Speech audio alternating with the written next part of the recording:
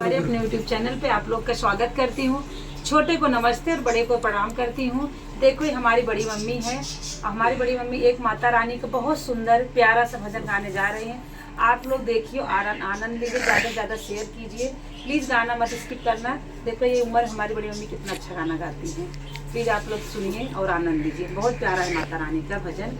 जय माता दी, जय माता दी।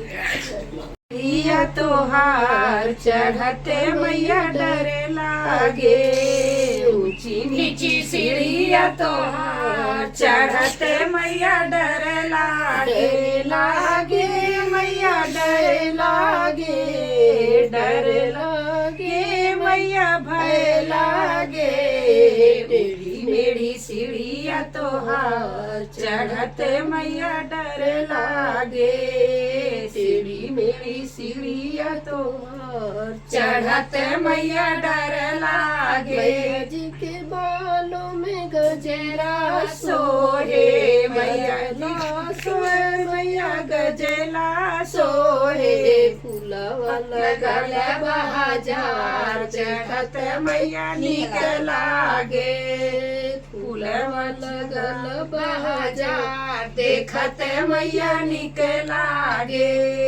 ऊंची नीची सीढ़िया तोहार चढ़ते मैया डर लागे।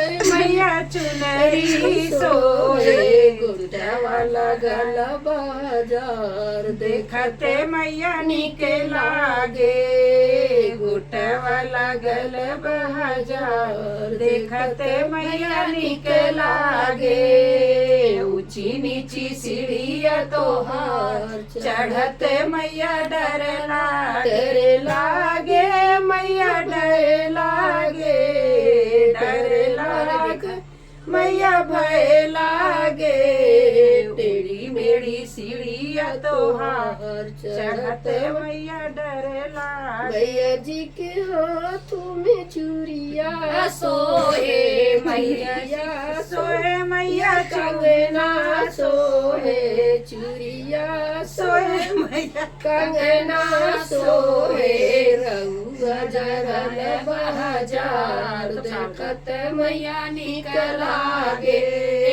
नगवा जड़ल बाजार देखत मैया निकलागे।